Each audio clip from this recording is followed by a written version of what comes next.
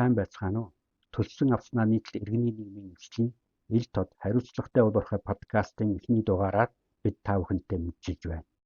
Манай эвслийг Монгол улсад олборлох үйлдвэрлэлийн ил тод байдлын санаачлагыг хэрэгжүүлэхэд иргэний нийгмийн зүгээс дэмжлэг үзүүлэх, түүний бодит оролцоог бий болгох зорилгоор 2006 оны 10 дугаар сард 17 төрлийн бус байгууллага нэгдэж байгуулсан түүхтэй. Түүнээс хойш 20 жил өнгөрчээ.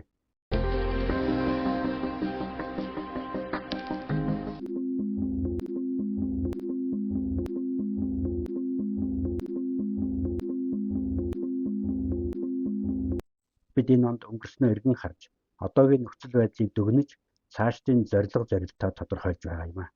Юуны өмнө энэхүү подкастыг эхлүүлж байгаа болно.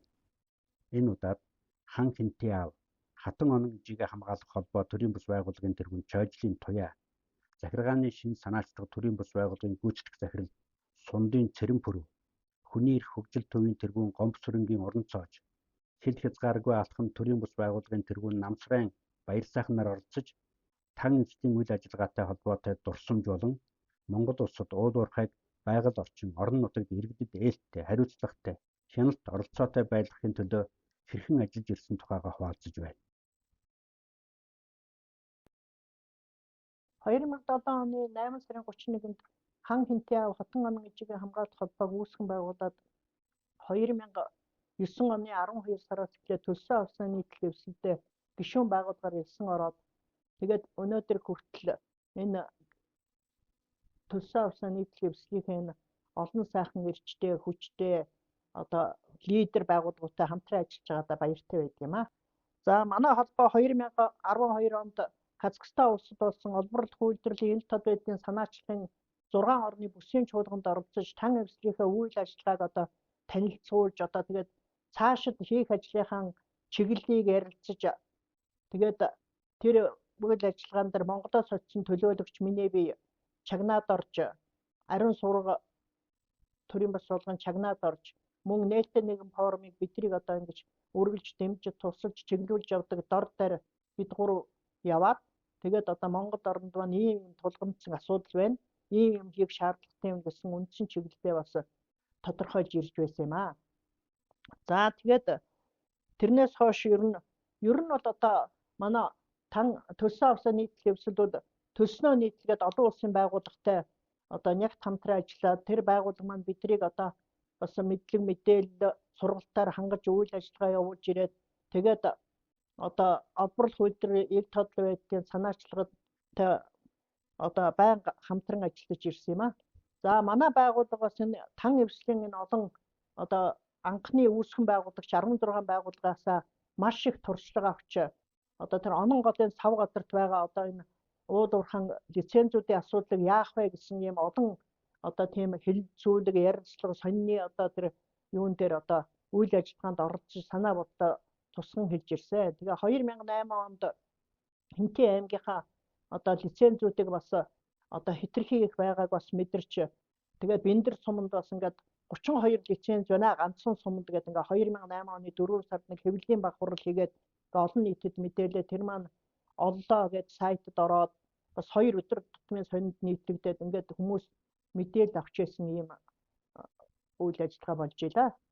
За тэгээд тэрнээс хойш ингээд онон голын сав газрын экосистем бол одоо маш их баялаг.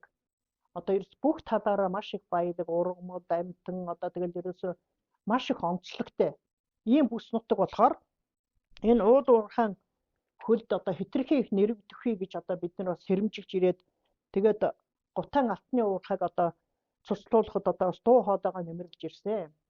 Энэ мэтэр одоо ингээд энэ одоо төлсөн авсан нийтлэл байгууллагынхаа одоо энэ 30 гаруй гишүүн байгууллагуудын одоо туршлагаар бид нэр одоо ингээд бие биендээ маш их мэдээлэл мэдлэг өгч бие бинийгээ тусалж дэмжиж эвсэж хамтран ажиллаж ирсний одоо ач тусаар одоо бид нэр ингээд орон нутагтаа хүртэл маш их үйл ажиллагаа явуулж одоо танигдж ирээд байгаамаа. Ингээд олборлох үйлдвэрлэлийн ил тод байдлын санаачлага маань одоо тэр тайлан гаргадаг компаниудыг энэ тайланг бол одоо тэр гарсан цагаас нь эхлээд бий бол одоо орон нутгийнхаа одоо удирдлагуудад бүгдээрэнд нь одоо хүргэж өгч одоо ийм тайлан гарлаа. Ийм үйл ажиллагаа явуулж байгаа юм байна гэж одоо ингэж мэдээлж ирсэн юм аа. манай Хинтээ аймаг бол бас яг хуу сүүлийн үед яг ингээд түүхэн аяж жуулчлалын бүс нутаг болно гэдэг утгаараа бол бас яг нэг лицензүүдийн одоо талаар бас яг нэг юу 2022 онд одоо бас юу яасан нөгөө олон лицензүүд одоо бас буцаад сэргээсэн байхаар нь Цэнхэр алт гээд одоо тийм юу үйл ажиллагаа ерөнхийлөг санаачдаад 2023 онд юу нөгөө өдөрлөг хийсэн зөвлөгөөн өдөрлөг.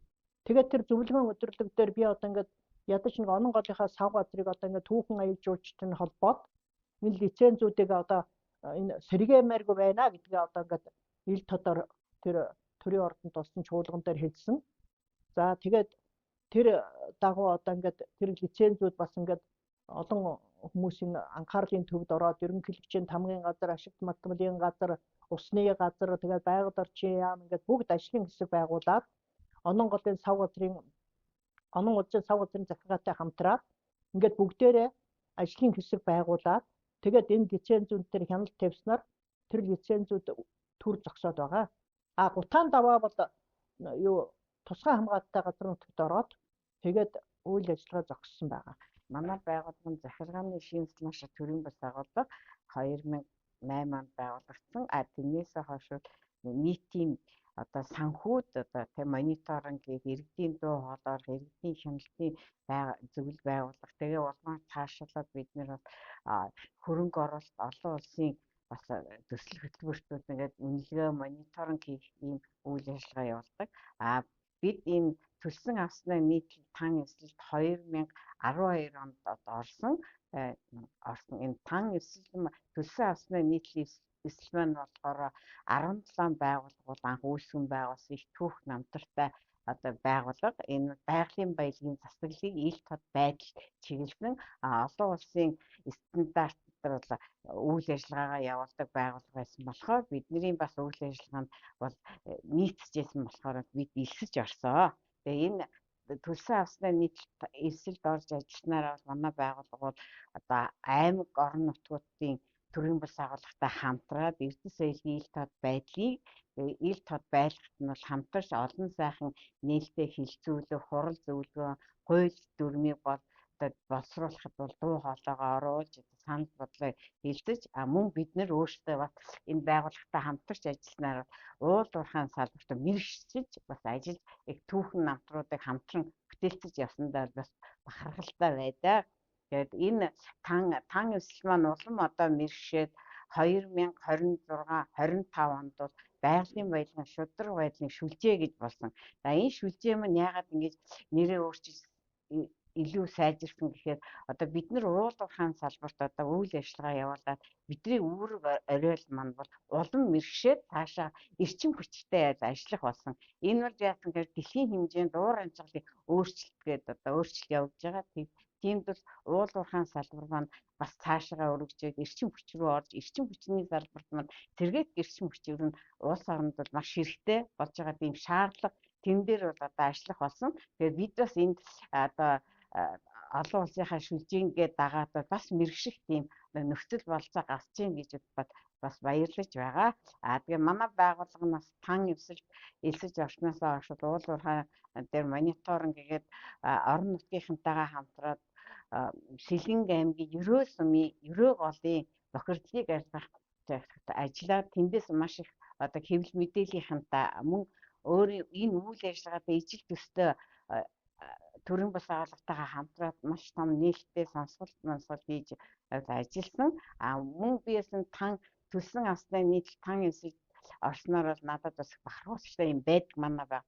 Яагаад гэвэл нэгэнт бас уул уурхайн салбарт хариуцлагатай уул уурхай гэдэг манай одоо эрдэс баялагын ил тод байдлын маань одоо гол нэг зарчим тэрний хүрээнд Австралийн гадаад явдлын яамны санхүүжилтээр хариуцлагатай уул уурхайн кодексийг үнэлгээч нь болсон. Тэгээд энэ үнэлгээч нь болохоор Монгол дахь бас нэлээд том уул уурхайг үнэлэх нэг одоо бас нэг талбар бий болсон. Тэгээд энерги ишүүснийг бол үнэлсэндээ бид бас энэ тан эсэлд орсноор энэ үнэлгээч нь болж уул уурхайны хариуцлагатай байна уу үгүй юу гэдгийг тодорхойлох нэг том хэлбэр болж мэрэгчтэндээ бас их баяртай байдаг. Тэгээд Орногов аймагт бол одоо тэр уулуурхаан одоо гэрээ тэ хамтарч орон нутгатайгаа гэрээ хийгээд хамтарч ажилладаг.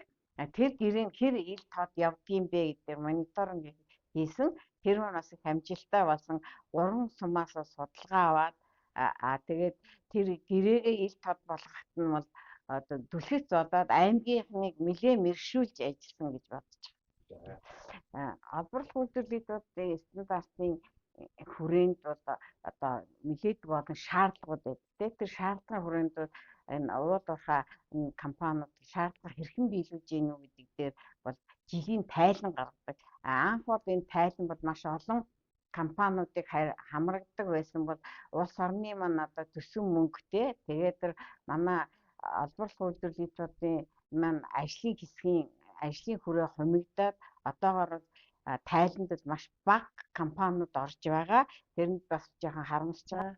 Манай байгууллага хүний эрх хөгжилтөв 1998 онд байгуулагдсан.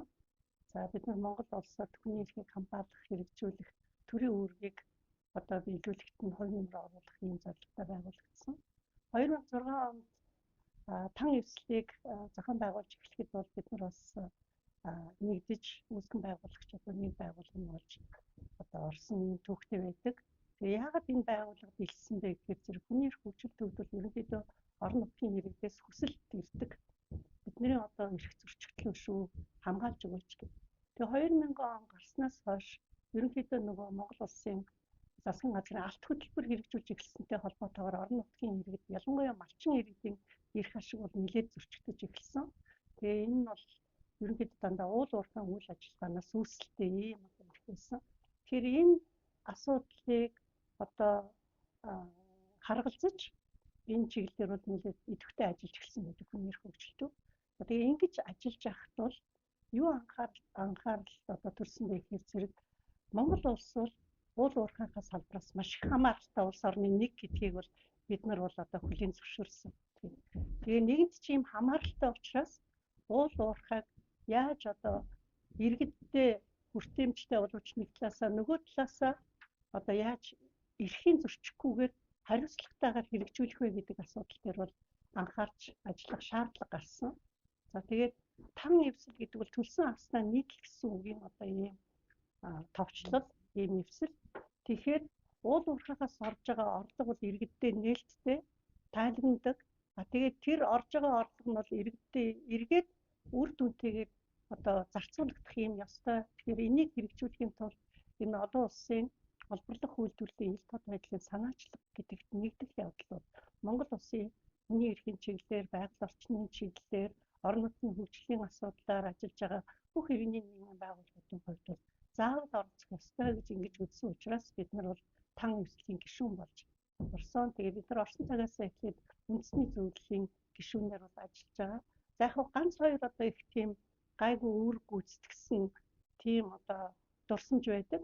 Тэр нь бол юу вэ гэхээр 2013 онд жил болгон нөгөө гаргадаг тайлангийн зөвлөмжүүдийн хэрэгжилтэнд үнэлгээ хийх ажлыг бол бид нар хийсэн байдаг тийм. Тэгээд энэ зөвлөмжийг одоо хэрэгжүүлэхэд бол бас анхаарал тийм шаардлагатай хэмжээнд байдаггүй юм байна. Тэгэхээр зэргийн зөвлөмжийн хэрэгжилтийг бол сайжруулах хэрэгтэй юм байна. Энийг сайжруулахын тулд одоо ямар арга хэмжээ авах ёстой вэ гэдэг тал дээр бас тодорхой зөвлөмжийг өгж ингэж таниулж хэрэгжүүлсэн байдаг нэг асуудал. За хоёр дахь асуудал нь бол юу вэ гэхээр зэрэг олборлох үйлдвэрлэлийн ил тод байдлын санаачлагын тайланд бол байгаль орчинтой холбоотой асуудал бол нэлээд одоо орхигдоод байх шиг санагдаж арай жоохон бага анхаарал тавьдчихсэнийг анхаарч энэтэй холбоотой мэдээллүүдийг бол нэлээд сайн оруулж өгөх хэрэгтэй гэсэн ийм бас саналыг гаргаж ирсэн учраас энэ тал дээр бол бас нөгөө анхаарал тавьдаг болсон гэж ингэж боддог. За өшөө бас нэг одоо заавал хэлэх хэрэгтэй юм юу вэ гэхээр зэрэг тан эвслийнхээ гишүүдийн хүрээнд бид нар хамтарсан одоо төсөл бичээд тэгээд энэ гэрээг ил тод болго гэсэн энэ олон улсын одоо төлсөн авснаа нийтлэл эвслийн хүрээнд компанид ажилд нэгдэж тэгээд бас нэг ийм гэрээг ил тод болго гэсэн ийм одоо төслийг бол хэрэгжүүлээд тан эвслийн бараг 10-аад байгууллага бол энд хамтарч оролцоод тэгээд хэрэгжүүлсэн байдаг. Тэгэхээр энэ бол одоо орон нутгийн хөгжлийн гэрээг ил тод болгох орон нутагт байгаа тэр сангийн мэдээллийг ил тод болгох, орон нутгийн иргэд энэ гэрээгээ одоо анхаарч тайлангийн сонсдог байх, тайлан ил тод байна уугүй юу гэдгийг одоо мэдэж асуух гэх мэтлэн ийм үйл ажиллагаануудыг хийсэн байдаг. За энэний дараа болохоор зэрэг бидний одоо бас их анхаарч ажиллаж байгаа юм бол юу вэ гэхээр зэрэг уур амьсгалын өөрчлөлттэй холбоотойгоор эрчим хүчний нөгөө шилжилтийн асуудал бол гарч ирсэн. Сэргээгдэх эрчим хүчийг одоо түлхүү ашиглах ийм бодлого бол дэлхийд даяар явж байна. Тэгээ энэтэй холбоотойгоор чухал ашигт мултмал гэж одоо нэрлэдэг байгаа ийм ашигт мултмалуудыг бол бас түлхүү хайгуул хийх, олборлох ийм санаачлагууд бол өрнөж байна. Монгол улс ч гэсэн одоо энэ рүү бол орохоос өөр аргагүй болж байгаа. За асуудал бол бас юундай байдаг вэ гэхээр зэрэг энэ чухал ашигт мултмалын одоо олборлолт тэгээ тэрний боловсруулалтын асуудал бол зүгээр одоо бусад эрдэс баялагтай харьцуулах юм бол байгаль орчиндөө үзүүлэх нөлөө нь бол бас нэлээд их байж болохоор ийм байгаа. Тийм учраас тан эвслийнхэн маань бол бас энэ чиглэл рүү нэлээд анхаарч чухал ашигт мултмалын асуудлаар Монгол улс яг бодлого зохицуулалт нь ямар хөө байгаа юм, цаашид ер нь яах төлөвтэй байгаа юм гэдэг тал дээр үнэлгээний одоо тайлан бэлтгүүлэх, за яг энэ асуудлаар сургалт хийх, тан эвслийнхээ гишүүдэд сургалт хийх, за мөн яг тодорхой одоо жишээ болох энэ хам бүрэгтэй одоо хэрэгтэй холбоотойгоор бас нөлөөлийн ажил хийхэд нь орон нутгийнхаа гишүүд, байгууллагууд, тан эвслийнхээ байгууллагуудыг бас хамтарч тийм нэгдсэн байр суурьтай болгох ийм хэлэлцүүлэг зохион байгуулах зэрэг одоо ийм гурван ийм одоо юутай гурван одоо ийм бүрэлдэхүүн хэсэгтэй төслийг одоо хэрэгжүүлэхэд бас ингэж хамтарч ажилласан байгаа. Тэгээ ер нь бол энэ тан эвсэл бол одоо ингээд бид нар байгалийн баялагын шударга ёсны төлөө эвсэл гэсэн одоо ийм нэртэй болж ажиллах гэж байна. Тэгээд энэ дээр бол мэдээж энэ чухал ашигт мултмалтай холбоотойгоор эрчим хүчний шударга шилжилт гэдэг асуудалтай холбоотойгоор нэлээд одоо бас анхаарч ажиллах ийм шаардлага бол тавигдж байгаа. Тийм болохоор зэрэг энэ асуудлаараа бол бас нэлээд одоо ийм үр дүнтэй хамтын ажиллагаанууд бол цаашаа өрнөх бахаа гэсэн ийм итгэлтэй байгаа. За яг нь ер нь ингээд энэ тан эвслийн хүрээнд ингээд дүгнээд эргээд харах юм бол яг өнөөдрийн байдлаар Монгол улсад одоо ийм гурван талын, өөрөөр хэлбэл төр, хувийн хвшил, иргэний нийгэм гэсэн ийм гурван талын одоо ийм байнгын ажиллагаатай түншлэл бол байгаа. Одоо нэг л жишээ ер нь энэ болов гэж ингэж боддог. Тэгээд энэ түншлэлт бол иргэний нийгмийн зүгээс орж байгаа тэр мэдлэг, мэдээлэл, байр сууриа нэгтгсэн энэ оролцоо бол маш их үр дүнтэй байсан гэж ингэж боддог. Тийм болохоор зэрэг энэ түншлэлийг бол бид нар одоо цааш нь үргэлж одоо улам үргэлжлүүлэн бэхжүүлэхэд их анхаарч ажиллах шаардлагатай байгаа. Тийм мэдээж хэрэг энэ жил болгон гаргадаг тайлангийн одоо мэдлэг, мэдээлэл, дүгнэлт, зөвлөмжийг бол зөвхөн одоо энэ үндэсний зөвлөлийн хүрээнд тайлгнах юм уу? Эсвэл одоо зөвхөн салбарын одоо холбогдох яамнуудад мэдээлэл хүргэхээс гадна ер нь бодлого боловсруулагчдад хүргэх засгийн газрын хэмжээнд энийг одоо нэлээд сайн анхааралд нь хүргэж тэгээд тэр зөвлөмжтэй холбоотойгоор гарч ирж байгаа яалтч байхгүй засгийн газрын юм уу эсвэл их хурлын нөгөө шийдвэр гаргах төвшөнд энэ асуудлуудыг гаргахад бол илүү анхаарч ажиллах шаардлагатай гэж бодог. Тэгээд тэрэнд бол манай одоо дараачийн жилийн үйл ажиллагаанууд бол тан эвслийн хувьд одоо үргэлжлүүлэн хийх ёстой юм ажил байна хаа гэж ингэж бодож байна. За манай байгууллага хил хязгааргүй алхам төрийн бас байгууллага 2006 онд үүсгэн байгуулагдсан. Энэ төсөө авснаа нийтлэл эвслийн гишүүн байгууллага.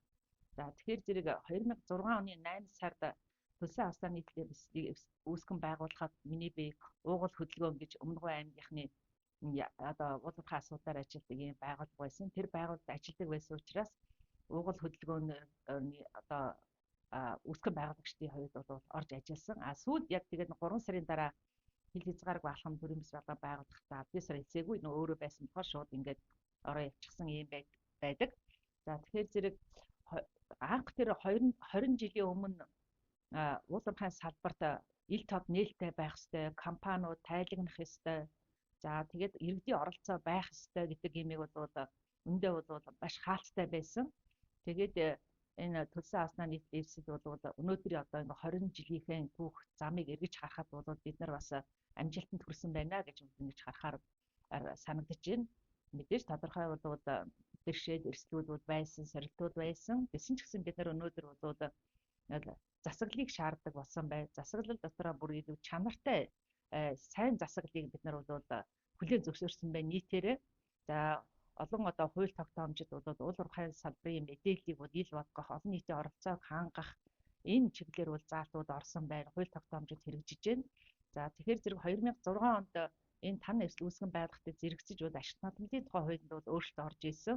За ашигт математикийн тухай хуулинд тэгэхэд энэ 48.10 гэдэг заалтыг одоо шинээр одоо бас энэ заалтыг оруулахад бол мария тань эвсэл бол нэлээд одоо хүчтэй ингэж оролцож байсны хувьд бол энэ заалт орсон. За энэ нь юу гэхээр зэрэг уул уурхайн одоо үйл ажиллагаа эрхлэгч компаниудын хувьд бол тухайн жилд олборлсон одоо бүтээгдэхүүнийхээ хэмжээ, за тэгээд улс орон нутгийн төсөв төлсөн татвар төлбөрөө бол ил тод тайлагна, олон нийтэд нийт мэдээлнэ гэдэг ийм заалт оруулж чадсан нь бол өнөөдрийн амжилтыг гаргахад бол чухал одоо хувь нэмрээ оруулсан.